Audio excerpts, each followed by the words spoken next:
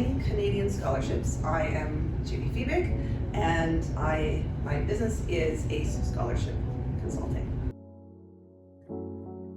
Here is what absolutely stands out on applications. Supporting multiple populations, fundraising and charity events, taking on leadership roles, and initiating projects. If you are someone who's going for the Loran or the TD or the Schulich, it's creating something new. Supporting vulnerable populations, and examples of that are like tutoring, people that are having challenges with learning, elderly people, anyone that feels that they don't fit in.